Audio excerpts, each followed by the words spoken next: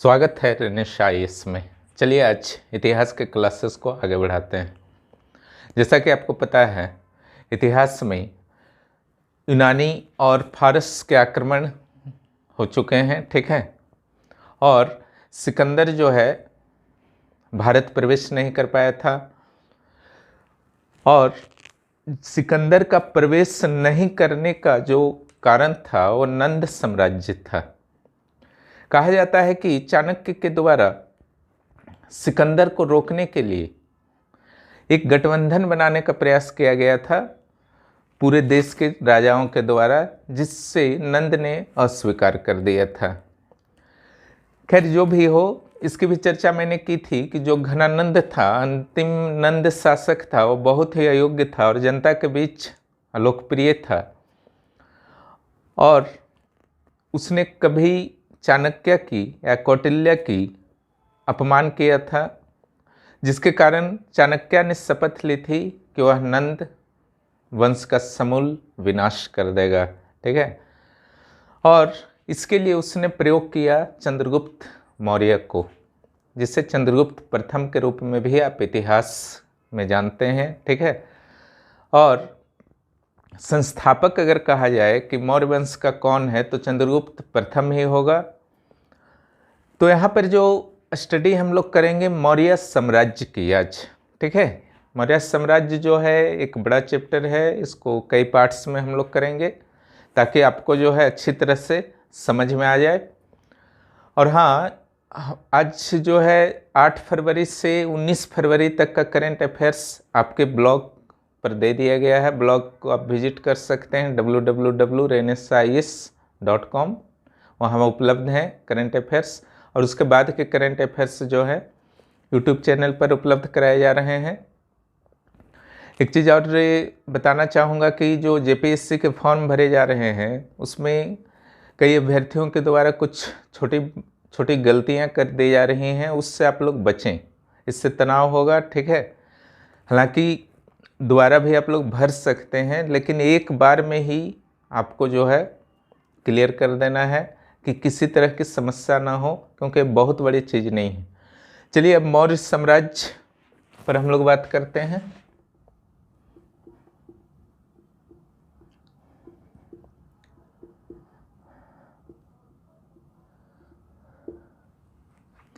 नंद के उत्तराधिकारी के रूप में मौर्यों ने अपनी भूमिका को बाखूबी निभाया। और मौर्य साम्राज्य में जो अध्ययन का स्वरूप होगा आपका, पहले जो है स्रोत के बारे में अध्ययन किया जाएगा, जिससे इनकी जानकारी मिलती है। उसके बाद राजनीतिक स्थिति के बारे में अध्ययन किया जाएगा। विशेष रूप से जो हम लोग अध्ययन करेंगे, चंद्रगुप्त प्रथम, बिंदुसार और अशोक। इतना अध्ययन काफ़ी होगा, क्योंकि बाकी जो राजा थे उनका कोई विशेष योगदान नहीं रहा। इसका जो सूत्र होता है CBA, ठीक है। अल्फ़ाबेट को उल्टा कर देना है, सूत्र बन जाएगा। यहाँ के जो प्रमुख 3 शासक थे, पहले 3 शासक थे, उनका जो फार्मूला होता है CBA, ठीक है। उसके बाद जो हम लोग अध्ययन करेंगे प्रशासनिक,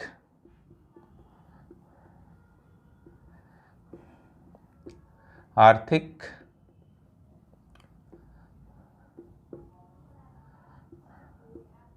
सामाजिक, सांस्कृतिक,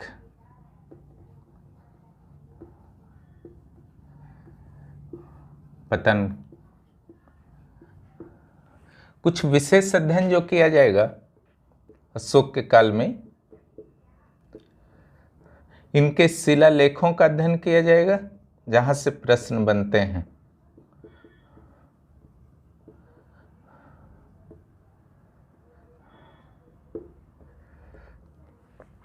इसके अलावा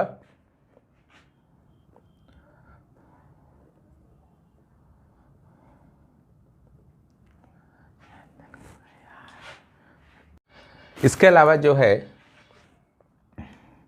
अशोक के धर्म के बारे में थोड़ा बहुत जानेंगे।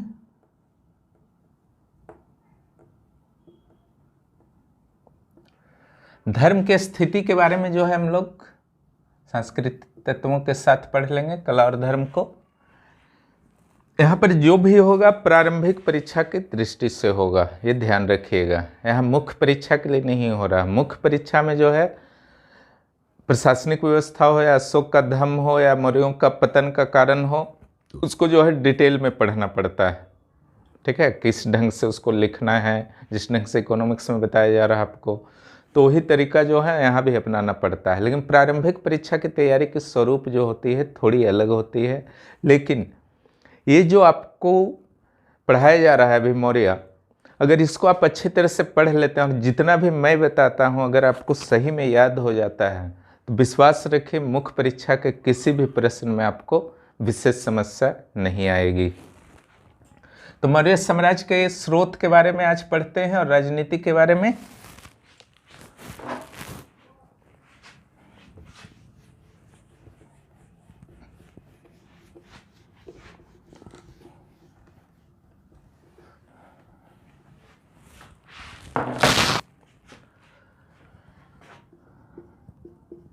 स्रोत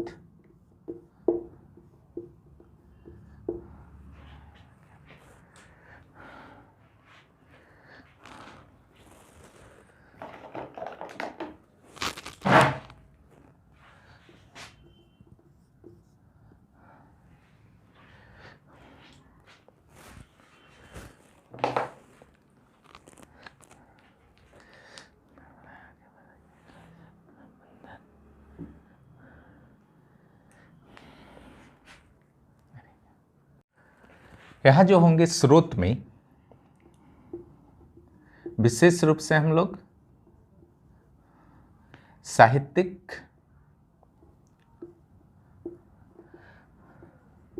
और पुरातात्विक स्रोतों पर बात करेंगे। ठीक है,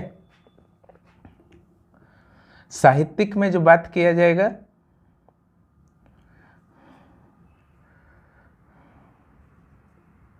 सामान्य साहित्य,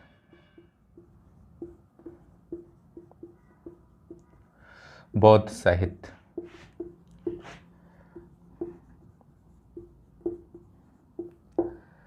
पुरातात्विक में जो होगा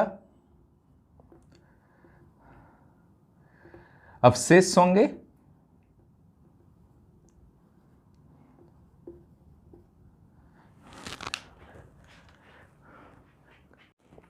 इसमें अभिलेख होंगे, सिक्के होंगे, कुछ अवशेष होंगे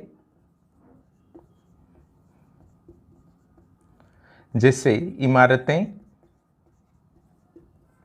मृदभांड,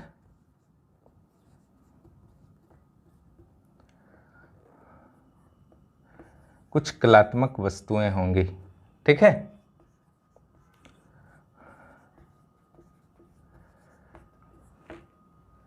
अब देखिए सामान्य साहित्य में जो आपका आता है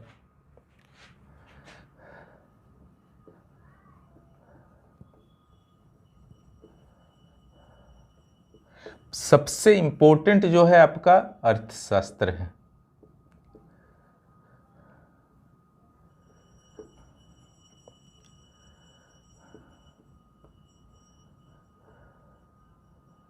पंद्रह खंडों में ये विभाजित है, 15 खंडों में विभाजित, और इसमें जो है 180 अध्याय हैं।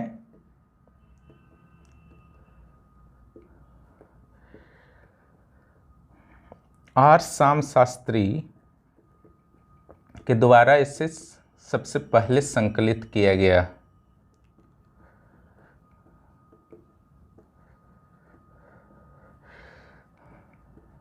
सबसे विश्वसनीय स्रोत हैं मौर्य काल की जानकारी के लिए। एक चीज विशेष रूप से ध्यान दीजिएगा, यह आर्थिक ग्रंथ नहीं है, यह अक्सर आता है एग्जाम में।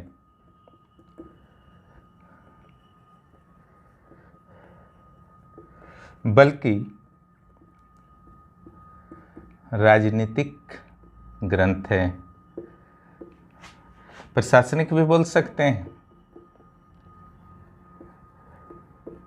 इसको विशेष ध्यान रखिएगा, ठीक है। अर्थशास्त्र जो है लिखा किन के द्वारा गया है? चाणक्य। चाणक्य कौन थे? कौटिल्य भी इनको बोलते थे। इन्होंने 2 पुस्तक लिखा है, एक अर्थशास्त्र, दूसरा चंद्रगुप्त कथा। चाणक्य कौन थे? तो चंद्रगुप्त प्रथम के गुरु भी थे और मंत्री भी थे, ठीक है। तो अर्थशास्त्र के बारे में इतना पढ़िएगा, आईएएस हो या कोई भी परीक्षा हो, इसी में से आपके आ जाएंगे, ठीक है। इतना पर आपको कंट्रोल रखना है, विशेष रूप से इस पर ध्यान रखिएगा। आर्थिक ग्रंथ नहीं है, अर्थशास्त्र नाम है फिर भी।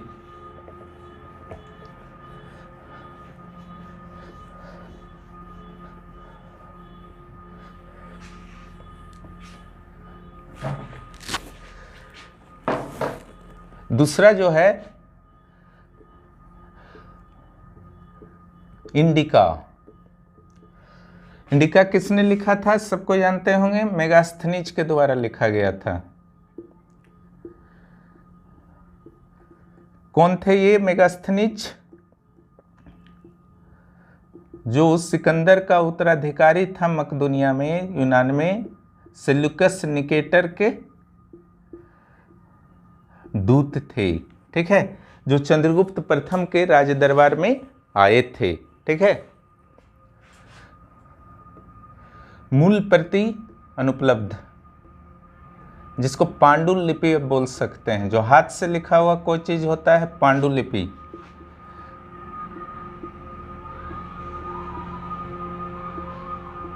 क्लियर? सबसे विश्वसनीय विदेशी स्रोत। सारे स्रोतों में सबसे विश्वसनीय कौन लिखना है आपको? अर्थशास्त्र। लेकिन विदेशी स्रोत में अगर आपका प्रश्न आता है तो आपको क्या लिखना है? मेगास्थनीज का इंडिका, ठीक है। जब मूल प्रति उपलब्ध नहीं है तो आखिर ये पता कैसे चला, ठीक है, इंडिका के बारे में? तो ये पता चला यूनानी लेखकों द्वारा अलग अलग जो उनके बुक से लिए गए उद्धरण थे उससे पता चला, उसी को संकलित किया गया है। तो जो जो यूनानी लेखक हैं जिनके उद्धरणों को लिया गया और एक इंडिका फिर से तैयार हुआ, पुनर्संकलित हुआ, तो उन चारों लेखकों के नाम भी आते हैं, उसको आप अच्छी तरह से याद रखिएगा। वो हैं एरियन,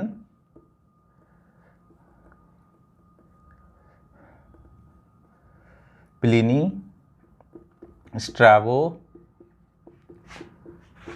डायडोरस। क्लियर? इंडिका में बहुत सारे चीज़ों का वर्णन है, जैसे भारत में 7 जातियाँ थी, दास प्रथा का अस्तित्व नहीं था, उन 7 जातियों का भी आपका नाम आगे समाज में लिखाऊंगा, ठीक है। तो इंडिका में क्या क्या विवरण था, शास्त्र में क्या क्या विवरण था, जैसे जैसे मौर्य काल जो है आगे बढ़ेगा आपको क्लियर होता जाएगा। अभी जो समझा रहा हूँ उसको समझते जाइए। ये हुआ इंडिका। अब अगले पुस्तक पर आते हैं। सामान्य साहित्य में, बौद्ध साहित्य नहीं हो रहा, सामान्य साहित्य। मुद्रा राक्षस।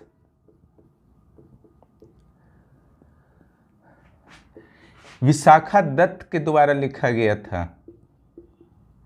ये वास्तव में 9वीं सदी का बुक है।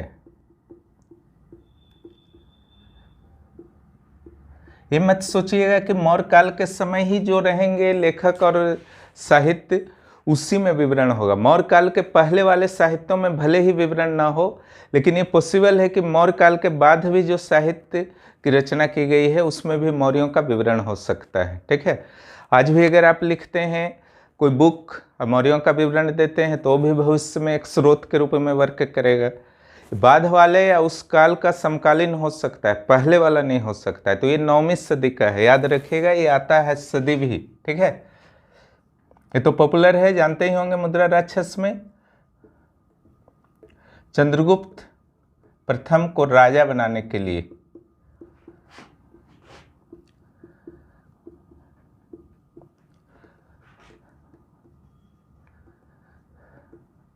चाणक्य द्वारा किए गए षड्यंत्रों का विवरण।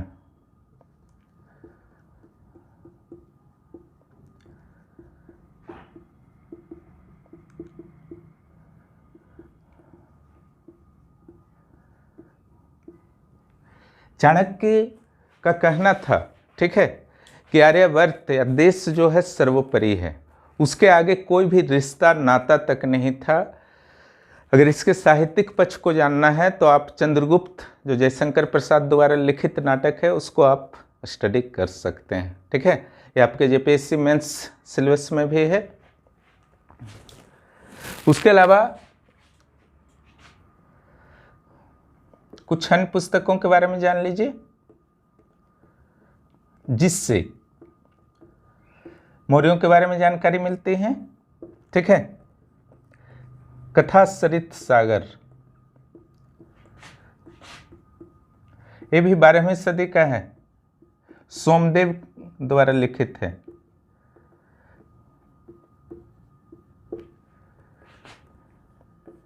चंद्रगुप्त कथा, चंद्रगुप्त के जीवनी पर लिखा गया है, ये चाणक्य ने ही लिखा था, यानी कि मौर्य काल का ही पुस्तक ये है। बृहत कथा मंजरी,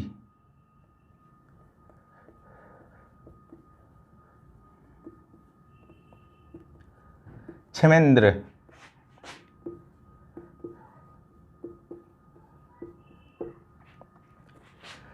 एक प्रसिद्ध पुस्तक है, अक्सर एग्जाम में आता है, इसमें भी मौर्यों के बारे में विवरण है।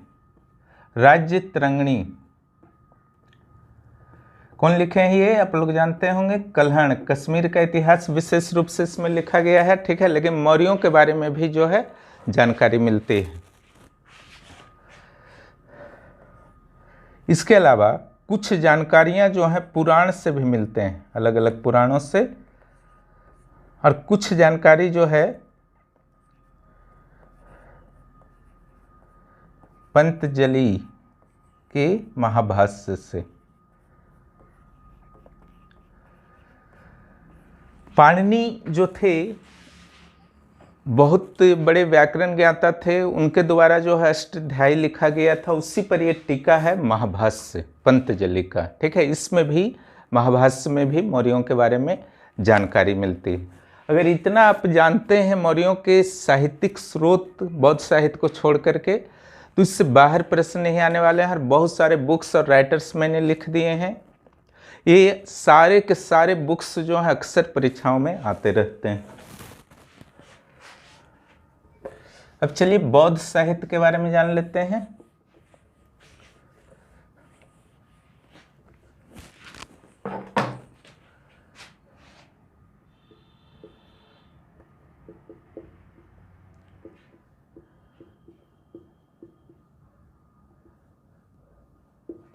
पहला तो है इसमें आपका जातक कथा। जातक कथा में मौर्य काल के सामाजिक और आर्थिक स्थितियों के बारे में विस्तृत जानकारी मिलती है।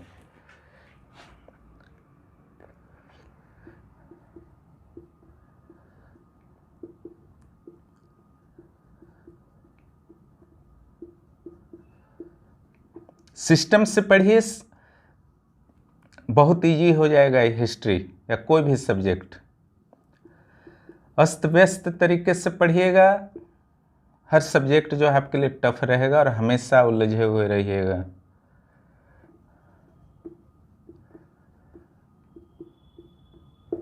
दूसरा जो बुक है दिव्यवादान,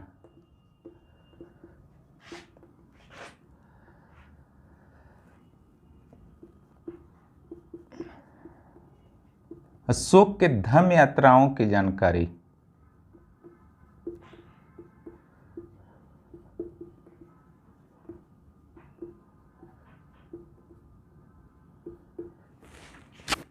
तीसरा जो बुक है दीघ निकाय, मौर्यों की प्रशासनिक स्थिति के बारे में जानकारी।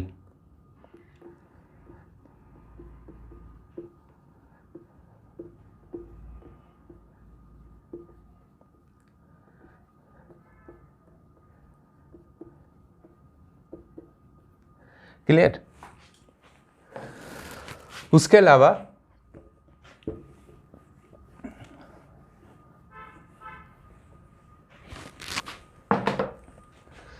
चौथा जो बुक है दीपवंश, एक साथ दोनों को लिख दीजिए, महावंश एक साथ आता भी है अक्सर, ठीक है।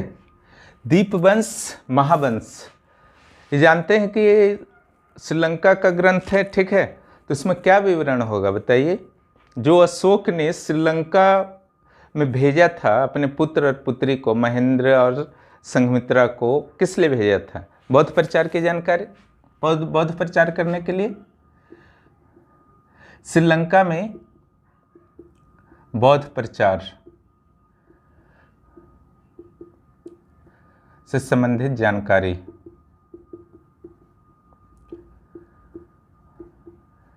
स्पष्ट है, इसको कॉपी में उतारते जाइए, ठीक है। जितना भी मैंने हिस्ट्री में पढ़ाया है उससे बाहर उस चैप्टर से तो नहीं आएगा, निश्चिंत रहिए। अपवाद का मैं नहीं बात करता, पहला। दूसरा, जो मैं पढ़ाने जा रहा हूँ, मौर्य हो, गुप्तोत्तर हो, मौर्योत्तर हो, ठीक है, या मध्यकालीन भारत हो, आधुनिक भारत हो, वहाँ भी आपको पर्याप्त मात्रा में जो है अवधारणा और फैक्ट्स दोनों मिल जाएंगे, ठीक है। बस हमसे जुड़े रहिए और क्लासेस को रेगुलर कीजिए। और वीडियो को जब भी आप इतिहास के वीडियोज को देखिए, शुरू से देखिए, स्किप करके वीडियोज को मत देखिए। ना वीडियो को स्किप कीजिए बीच में, और ना ही किसी वीडियो को छोड़िए, क्योंकि सारा एक क्रम से चल रहा है। जो आपका पाषाण भौगोलिक खोज से, भूगोल का प्रभाव से लेकर के आज तक एक क्रम से चल रहा है। रेगुलर देखिएगा, हिस्ट्री का हर चीज़ जो है क्लियर हो जाएगा, साथ में एग्जाम्स की भी तैयारी होती जाएगी। वंशस्थ प्रकाशनी,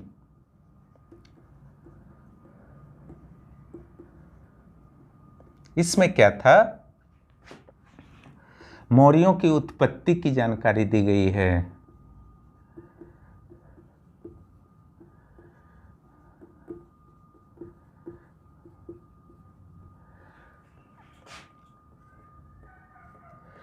लामा तारानाथ के द्वारा जो है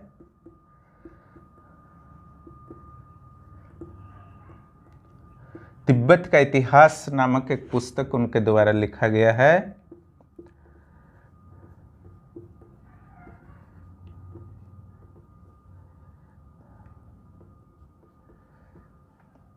इसमें भी मौर्यों की जानकारी मिली है।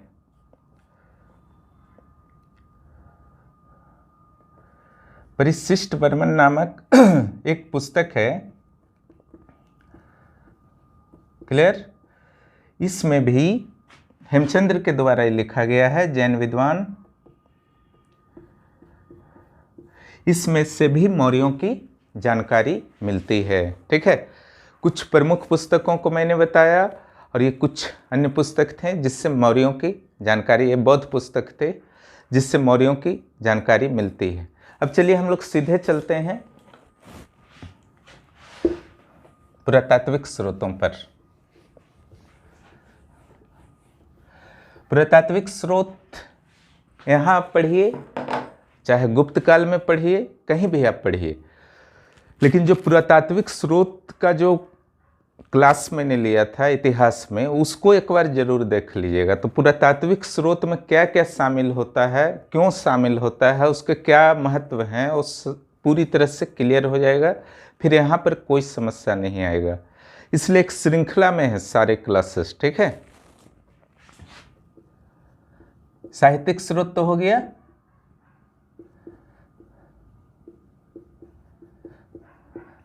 उसी में मान के चलिए कि जो बाहर से आए थे दूत वगैरह, विदेशी यात्री, जैसे मेगास्थनीज वगैरह हुए, स्ट्राबो हुए, ठीक है, वो भी उसी में इंक्लूड हो गया।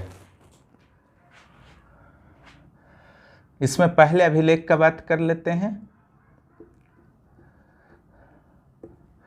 अभिलेख में जो सबसे प्रमुख है इस काल का स्रोत, जो आज तक अलग अलग स्थानों पर प्राप्त होता है, अशोक के बृहद शिलालेख, लघु शिलालेख,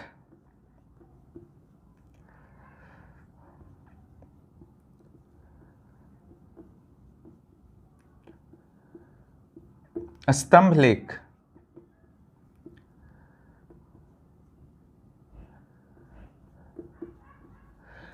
और गुहा लेख। गुहा मीन्स केव।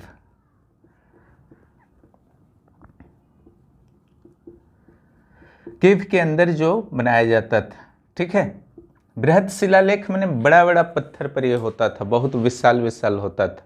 इसके बारे में अगले क्लास में हम लोग पढ़ेंगे। और दूसरा जो है लघु शिलालेख, इसमें छोटा छोटा, बहुत आकृति जो है बहुत बड़ा नहीं होता था, राजकीय आदेश होते थे इसमें, और स्तंभ नुमा जब आकृति होती थी, ठीक है, तो ये स्तंभ शिलालेख हो गया। और गुफा के अंदर जब लिखे, जैसे बराबर के गुफा में, गया में अशोक के अभिलेख और उसके द्वारा बनाए गए जो भी कलाकृतियां हैं सारी मिली हैं, ठीक है। तो ये हुआ अशोक के बृहद शिलालेख।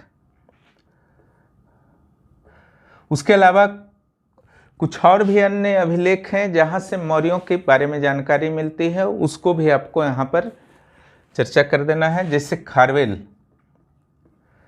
खारवेल जो चेदी वंश का शासक था उड़ीसा में,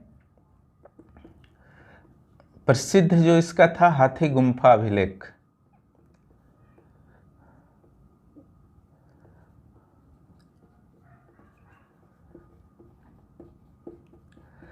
हाथी गुम्फा अभिलेख में जो है 17 लाइन है, ठीक है, लेकिन सारे लाइंस को अभी तक नहीं पढ़ा जा सका है। जब चेदी वंश के बारे में हम लोग पढ़ेंगे आगे, ठीक है, मौर्योत्तर काल में, तो वहाँ पर इसके बारे में हल्का फुल्का जो है डिस्कशन करेंगे, ठीक है। और जो चेदी महाजनपद था ना, जो 16 महाजनपदों में चेदी सुक्तिमती बुंदेलखंड इलाका में जो था, एमपी और यूपी के बॉर्डर पर चंबल क्षेत्र जो था, उस जगह चेदी वंश था। उसी का एक शाखा था खारवेल का चेदी वंश। कन्फ्यूजन नहीं होना है कि दोनों का चेदी नाम है, तो दोनों वास्तव में जो 16 महाजनपद का चेदी था उसी का ये एक शाखा था। इसके अलावा अभिलेख में जो आपको पढ़ना है,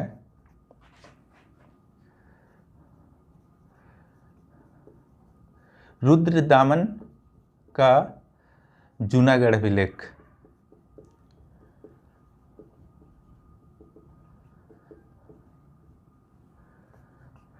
रुद्रदामन का जूनागढ़ अभिलेख और अशोक का सहगौरा अभिलेख।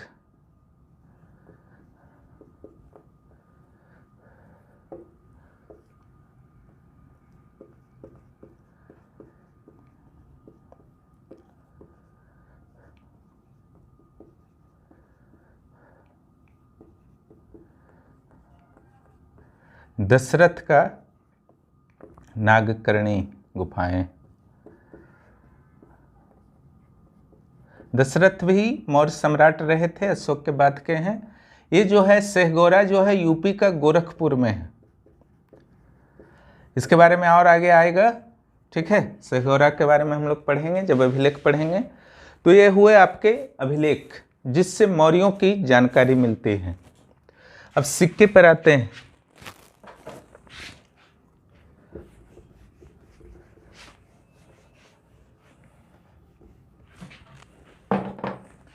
सिक्का में अगर देखिएगा आप,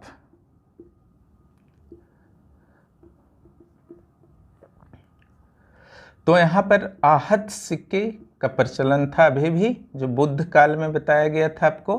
आहत सिक्के क्या होते थे? पंचमार्क सिक्के होते थे। ये इस समय जो थे चांदी सिल्वर के थे और कॉपर के थे।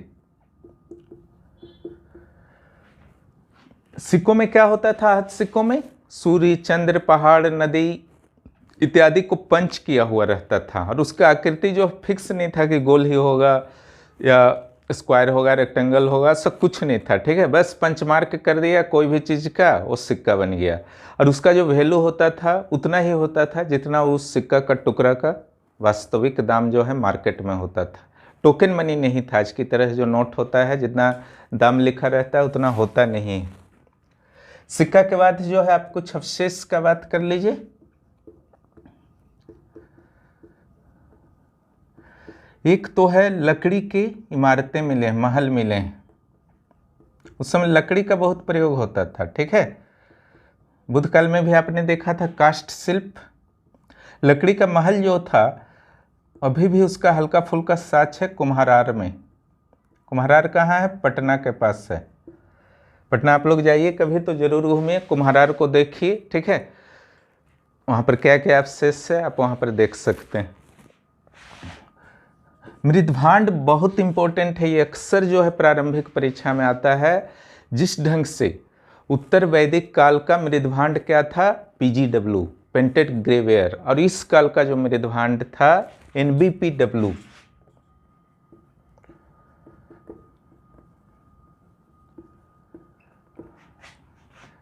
नॉर्थ ब्लैक पेंटेड वेयर, ठीक है। उत्तरी काले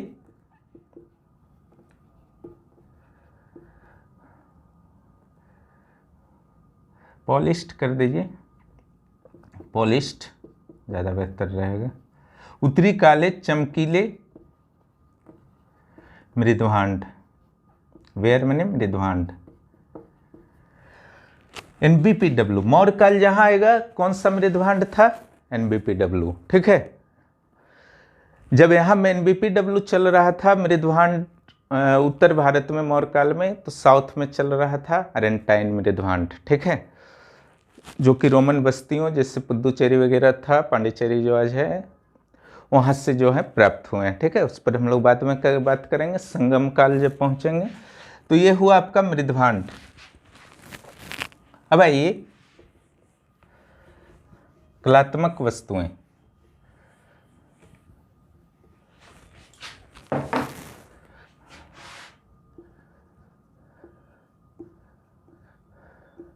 इसमें जो साक्ष्य मिले हैं आपके, जो स्तंभ की मैंने बात की उसके ऊपर, ठीक है, हाथी की आकृति मिली है, घोड़े की आकृति मिली है, शेर की आकृति मिली है, और वृषभ, सांड, वृषभ की आकृति मिली, ठीक है।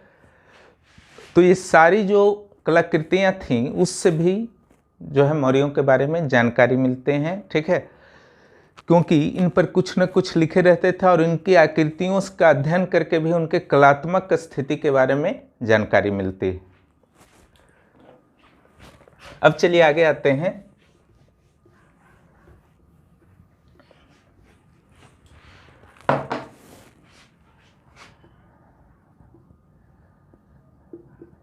मौर्यों की उत्पत्ति पर विवाद।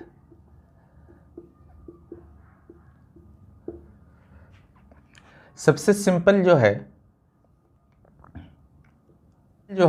हम लोग ये देखते हैं कि अलग अलग ग्रंथों में या स्रोतों से क्या पता चला है। तो उस समय 4 स्रोत थे, ब्राह्मण, बौद्ध, जैन, 4 यूनानी, ठीक है। ब्राह्मण ग्रंथ में कहा गया है कि नंदों के रसोई में मूरा नाम की स्त्री थी, शूद्र स्त्री थी,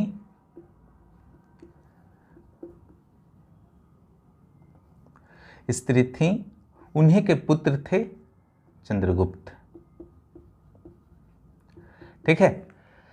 यानी कि ब्राह्मण ग्रंथ का कहना है कि मौर्य जो थे शूद्र थे। क्यों कहे होंगे थोड़ा सा सोचिए, ठीक है। क्योंकि अशोक ने ब्राह्मण धर्म की जगह बौद्ध धर्म को महत्व दिया था, ठीक है। तो ये कारण हो सकता है। सही क्या है तो बोलना मुश्किल है। ब्राह्मणों से ग्रंथ संबंधित ग्रंथ जो है बृहत कथा मंजरी,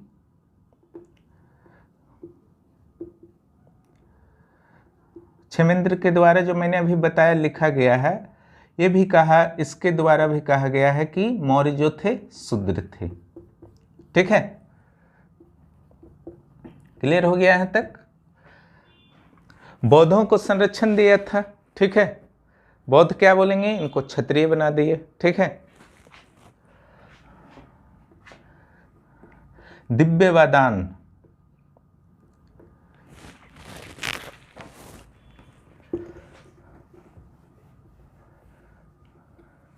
बौद्ध के जो 2 ग्रंथ थे, दिव्यवादान,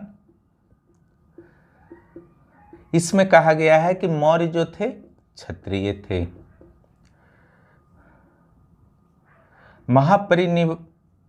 महापरिनिर्वाण सूत्र,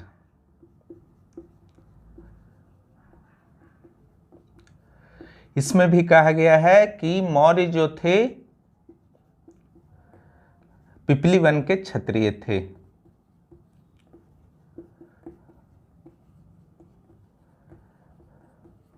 क्लियर।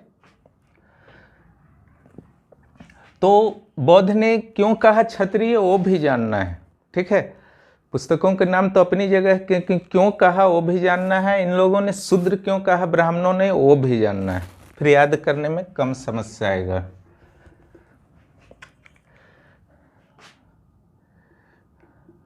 जैनों का कहना था मौर्य जनजाति से संबंधित थे।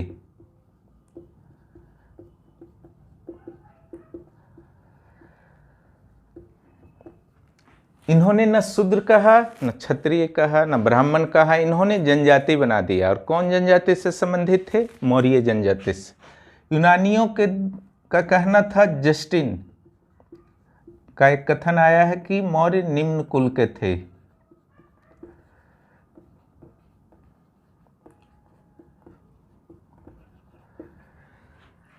हो गया। ठीक है, यूनानी और ब्राह्मणों ने क्या कहा, ब्राह्मण ने कहा शूद्र, यूनानी ने कहा निम्न कुल के।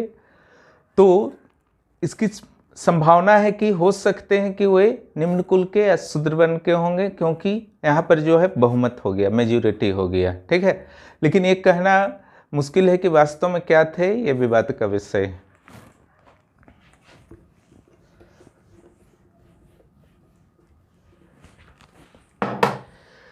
अब राजनीतिक स्थिति पर बात करते हैं।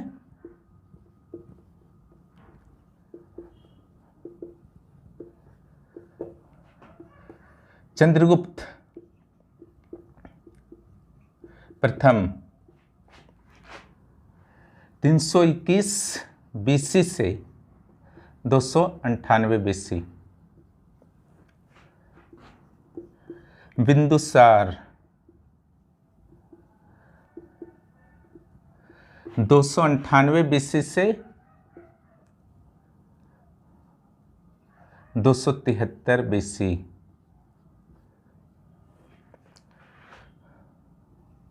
अशोक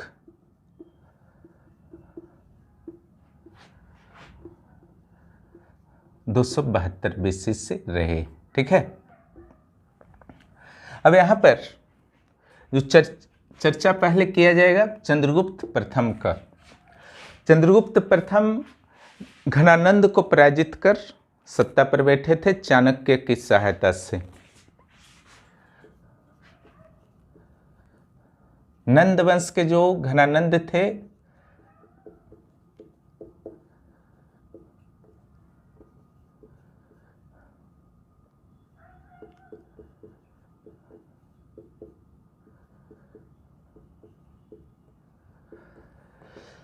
राजा बने। उसी समय सिकंदर का उत्तराधिकारी जो था यूनान में, सेल्यूकस जो था, राजा बन रहा था।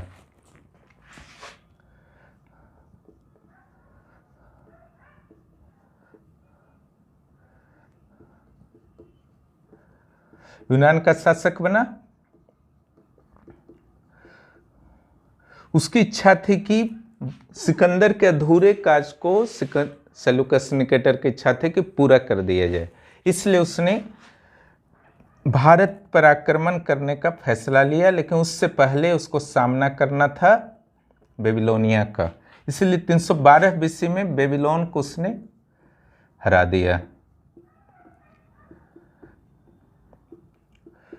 उसके बाद 304 बीसी में सिंधु नदी के पार, ठीक है, किसके साथ युद्ध हुआ? चंद्रगुप्त और सेल्यूकस का युद्ध हुआ।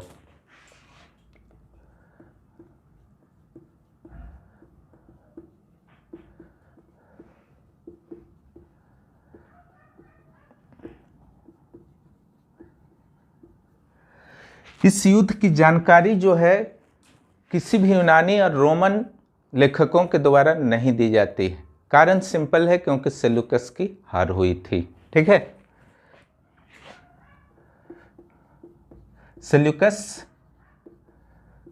हारा। इसके बाद क्या होता है?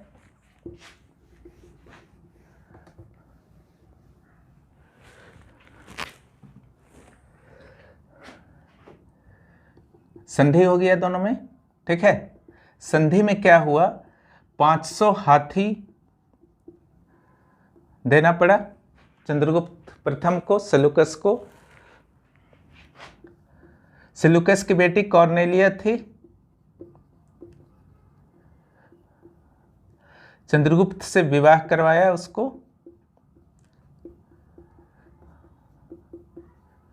ताकि पारिवारिक संबंध बन जाए और भविष्य में लड़ाई की संभावना जो है समाप्त हो जाए। इसलिए प्राचीन और मध्यकाल में वैवाहिक नीति के द्वारा भी दो राज्यों के बीच संबंध स्थापित किए जाते थे। इसके अलावा 4 प्रांत जो थे यूनानियों के अधीन थे।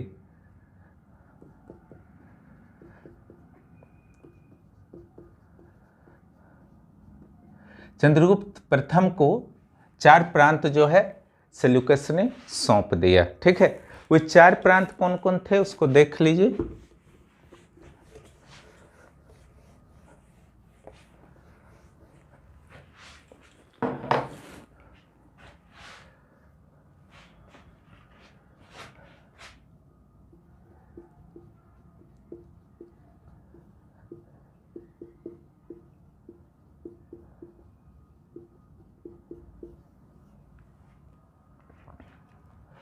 युद्ध की जानकारी केवल एक लेखक देते हैं, एपियानस, लेकिन बहुत ही संक्षिप्त था। कौन जीता कौन हारा वो नहीं। दोनों के बीच, एपियानस का कहना था कि दोनों के बीच जो है हल्का फुल्का झड़प हुआ था, और विशेष उन्होंने कुछ नहीं लिखा, ठीक है।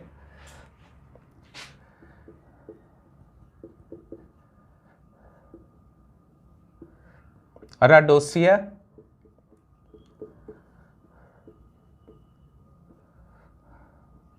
पेरीमेमी,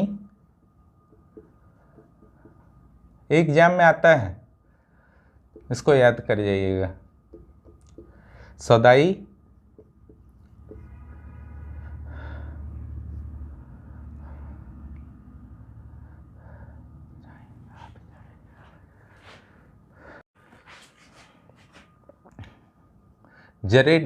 जरोडोसिया,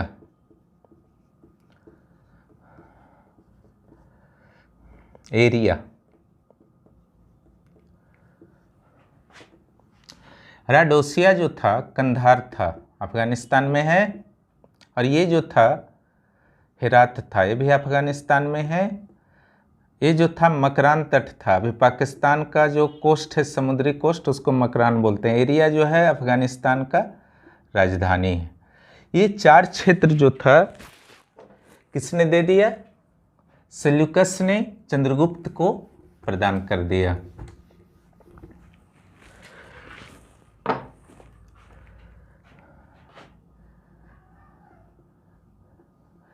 ये 4 क्षेत्र कहाँ थे उसको देख लीजिए। यहाँ काबुल है, ठीक है,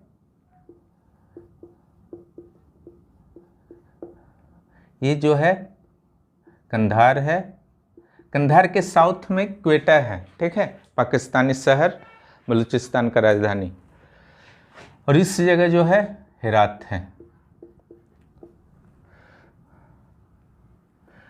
और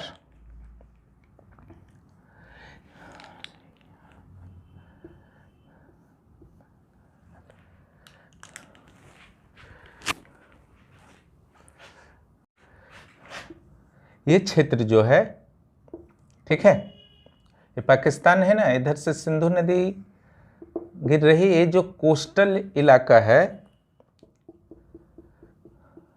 इसी को कहा जाता है मकरान। क्लियर? देखिए, अराडोसिया पेरीमेमिसोदाई जेरोडोसिया एरिया, इसका जो सूत्र बना लीजिए आप, जाए कहे माँ को, ठीक है। अब याद हो जाएगा, थोड़ा तो रटना होगा इस नाम को। आ के लिए क है, प के लिए हे है, जा के लिए माँ है, ए के लिए को या का, माँ का तो नहीं होगा, माँ को होगा, एरिया का काबुल, ठीक है। तो ये चारों क्षेत्र जो है प्राप्त हुए थे। अब जो है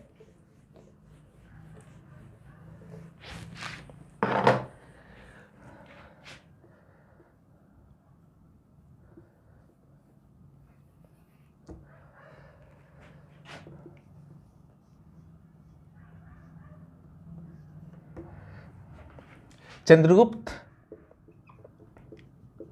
के द्वारा निर्णय लिया गया कि वह जैन धर्म को स्वीकार कर लेगा, ठीक है। और चंद्रगुप्त, अशोक तो बौद्ध धर्म का संरक्षक बना, और चंद्रगुप्त जो था वो साउथ की ओर चला गया। साउथ में कहाँ गया? कर्नाटक का श्रवणबेलगोला गया। आज भी प्रसिद्ध, आज भी जो है श्रवणबेलगोला जैनों का प्रसिद्ध तीर्थ स्थल है, और वहीं पर सल्लेखन विधि से अपने प्राण को त्याग दिया। सल्लेखन विधि का अर्थ होता था बिना खाए पिए प्राण को त्याग देना।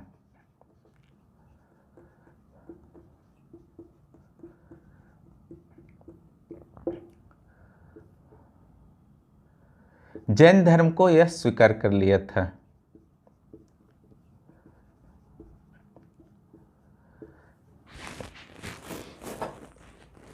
चंद्रगुप्त प्रथम से एक चीज और आ जाते हैं कि इसका नाम और क्या क्या था यूनानियों के द्वारा। चंद्रगुप्त प्रथम के नाम,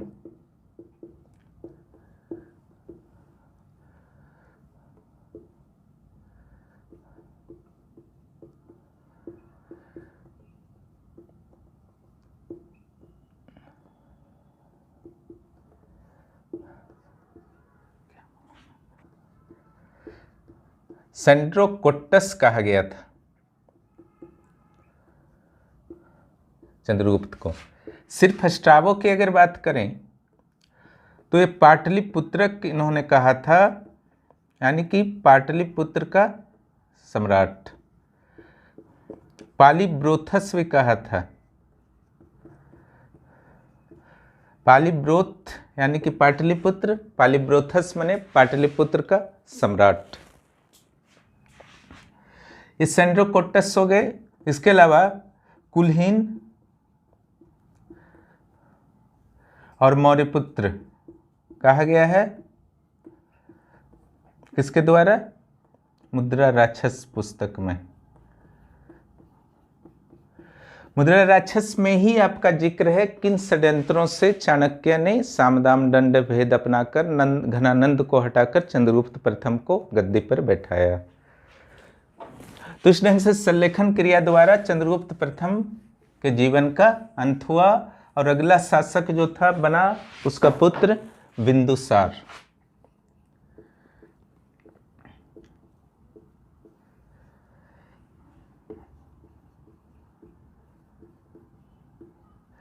देखिए, इसके पास करने के लिए कुछ नहीं था, क्योंकि अगर वो श्रवणबेलगोला गया था चंद्रगुप्त तो निश्चित रूप से उसके नियंत्रण में रहा होगा।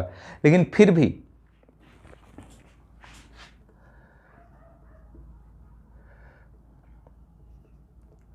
बौद्ध तारानाथ का तिब्बत का जो इतिहास है उसमें कहा गया है कि चाणक्य जो थे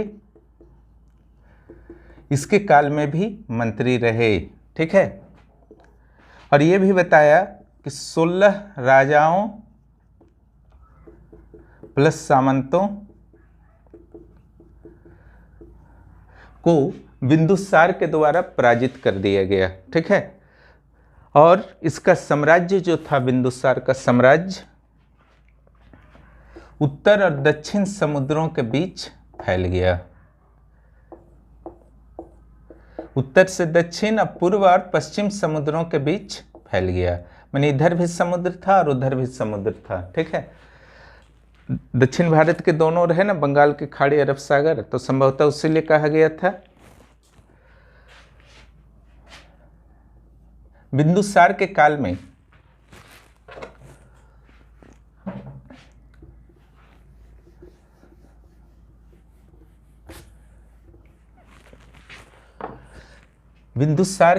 में कई विद्रोह भी हुए, ठीक है। विद्रोह जो अब पहला हुआ, उत्तरापथ एक प्रांत था उस समय, उसका राजधानी था तक्षशिला। उसके अलावा नेपाल क्षेत्र में नेपाल और खस, ये 3 स्थानों पर विद्रोह हुआ, ठीक है। और इस सारे स्थान पर विद्रोह को दबाया कौन? बिंदुसार का पुत्र अशोक, ठीक है। बिंदुसार के पुत्र अशोक ने इन विद्रोहों को दबाया।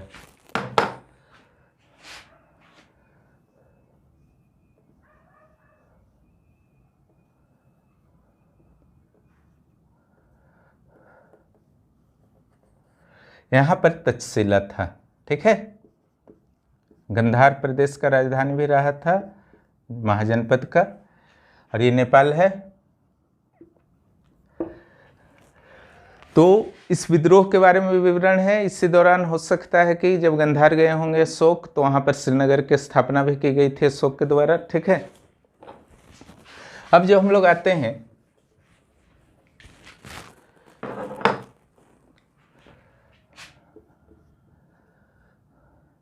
यूनानी राजाओं के साथ इसके संपर्क थे।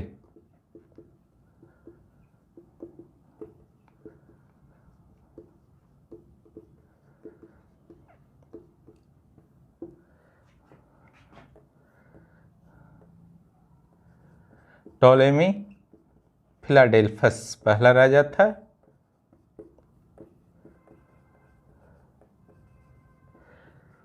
और दूसरा जो राजा था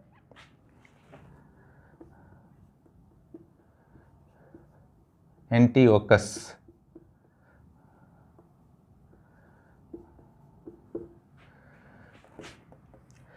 इसके द्वारा बिंदुसार के दरबार में जो राजदूत भेजा गया था उसका नाम था डायोनिसस।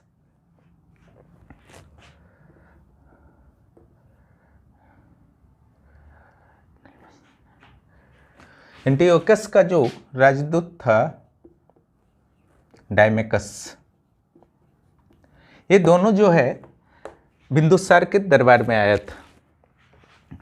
डायोनिसस के माध्यम से बिंदुसार ने टॉलेमी फिलाडेल्फस को कहा कि आप जो है मुझे मीठी अंजीर, मीठी शराब, सूखी अंजीर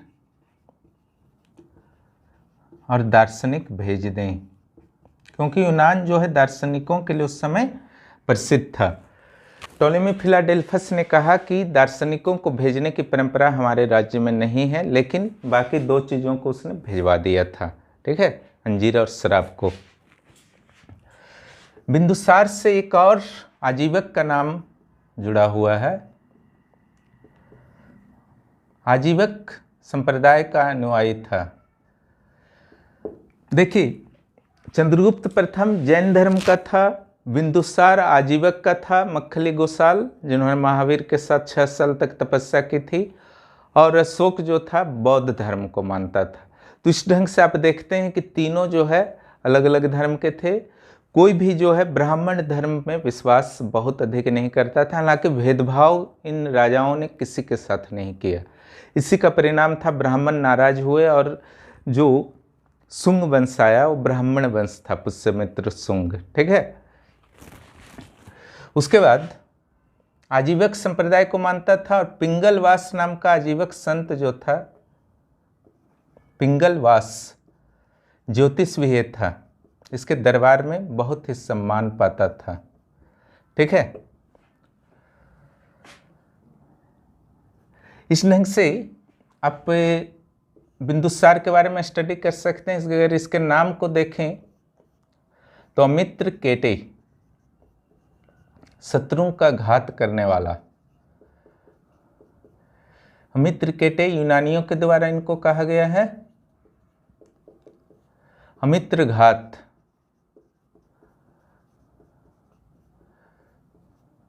संस्कृत ग्रंथों में कहा गया है।